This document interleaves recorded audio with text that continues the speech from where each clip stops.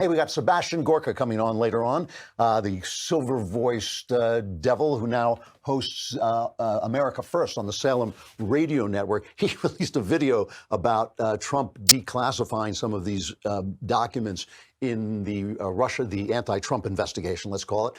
And he said, this is releasing the Kraken. And I thought, there is a man who knows what a Kraken is. I would always say Kraken, but same difference. Most people think it's a kind of Triscuit, but it's not. And we will ask him we were going to ask him what a Kraken is, and we'll find out. We're going to bring Sebastian Gorka on in just a couple of minutes. But before we do, let's talk about what we're going to talk about with him, because all of these conversations, all these questions are made so much more difficult by the fact that we have a dishonest press that only represents one side. Donald Trump gave Bill Barr, the Attorney General, the authority to declassify the documents that he saw needed to be declassified in making clear how the investigation into the Trump campaign, the spying on the Trump campaign, how it got started. The press has rushed to the defense of the intelligence agencies, which is an amazing, amazing thing. Here's Donald Trump. Let's just start with Trump talking to a reporter. And the reporter comes up to him and says, you know, how are you going to protect all the sources of the intelligence agencies? This is cut number 3. Why should people trust the Attorney General to select what to be classified? Even Robert Mueller expressed concerns about the way Barr handled his findings. The question is so false and so phony. The Attorney General, let me just explain. Let me explain to you something. The Attorney General is one of the most respected people in this country, and he has been for a long period of time. He's going to look at a lot of documents. Some he might find interesting, maybe he'll find none interesting. But for over a year, people have asked me to declassify. So what I've done is I've declassified everything. He can look. And I hope he looks at the UK, and I hope he looks at Australia, and I hope he looks at Ukraine. I hope he looks at everything, because there was a hoax that was perpetrated on our country. It's the greatest hoax. Excuse me. It's the greatest hoax probably in the history of our country, and somebody has to get to the bottom of it. We'll see. But for a long period of time, they've wanted me to declassify, and I did. So now you have the press fighting to keep documents classified so any malfeasance by the CIA or the FBI is not exposed. Before we get to Sebastian Gorka, I just want to play one last cut. This is a cut from a movie called 3 Days of the Condor, one of my favorite spy pictures. Kind of a spoiler. It actually is the last scene in the movie.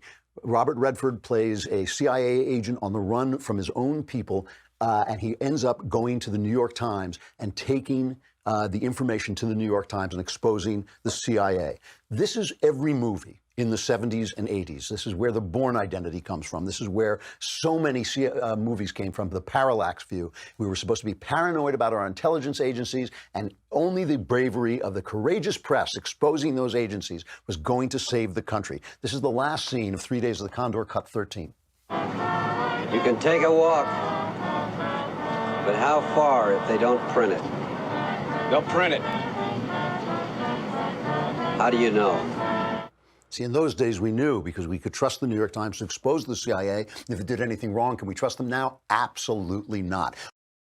Sebastian Gorka is the golden voice host of America First on the Salem radio network, a military and intelligence analyst, former deputy assistant to President Trump, and the author of the book, Why We Fight, which is really a really fascinating book.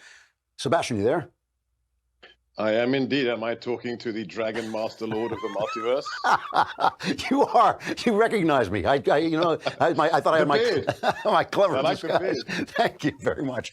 So I heard this tape that you released basically on when Trump said he was going to declassify some of these documents, saying the Kraken was released, which I love the fact that, that you and I are the last two people who know what a Kraken is. I thought that was... And I met Ray Harryhausen, okay? Did you really? Did you really? Yeah.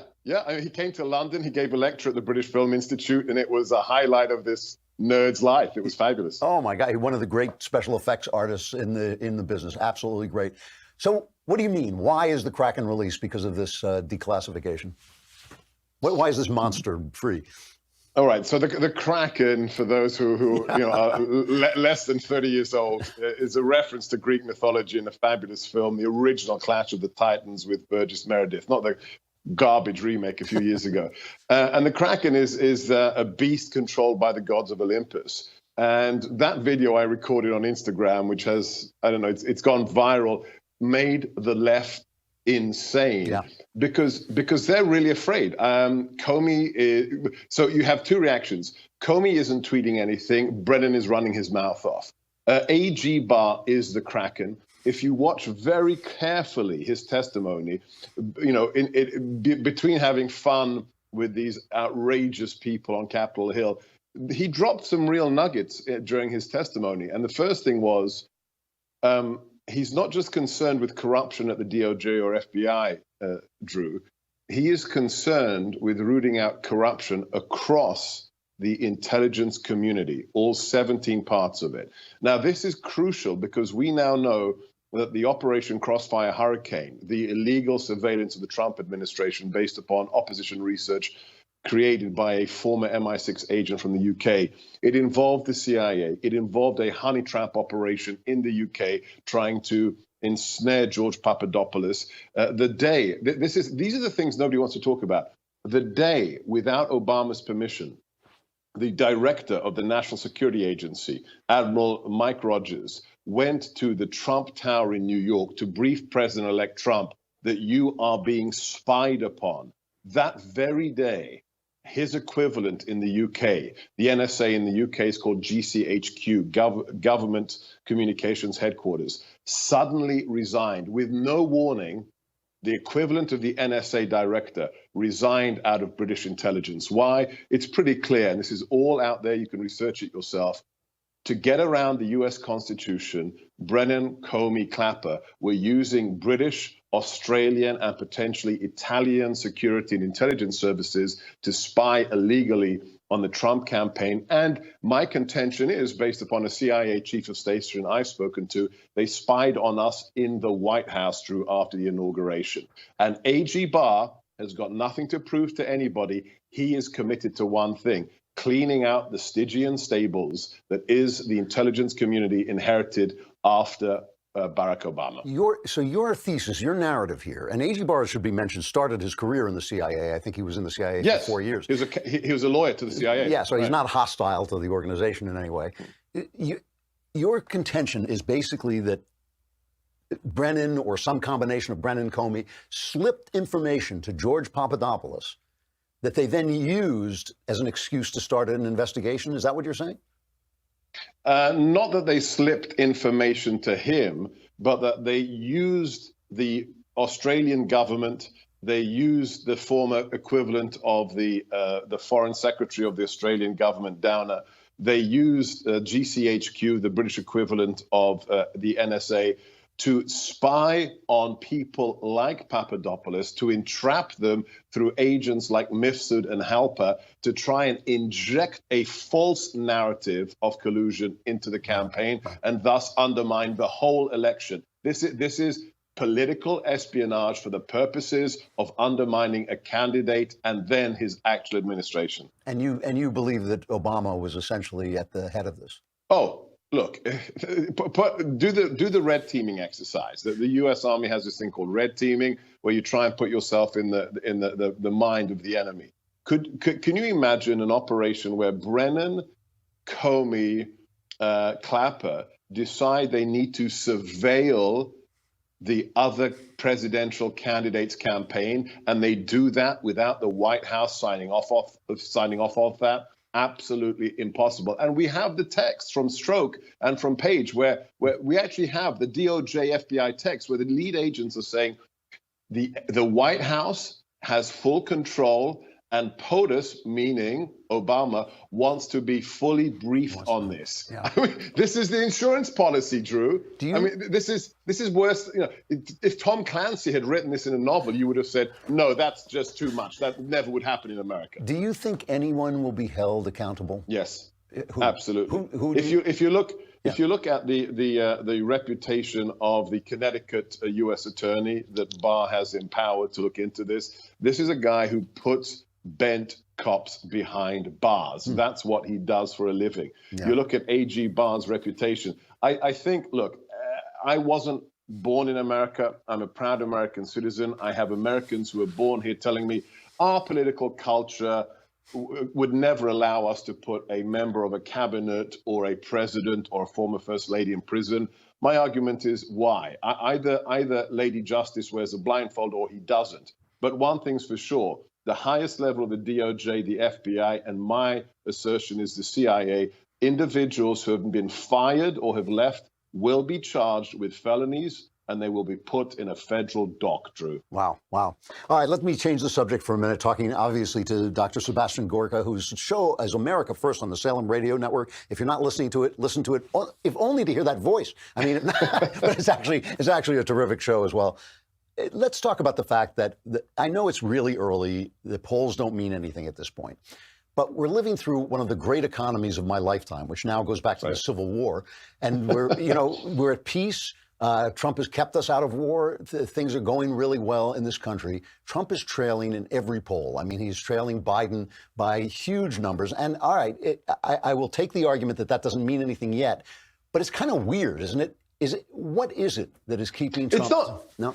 It's not weird at all. Okay. Drew, what happens to you if you walk down the high street in Los Angeles wearing a MAGA hat? Yeah, I got attacked, right? Yeah. Right? Yeah. So why would you admit to a pollster that you're going to vote for Donald Trump? You think people are lying? Yeah. No, I think they're having fun. They're not admitting who they're going to vote for. Think about this one thing. In 2016, we had a monumental silent majority.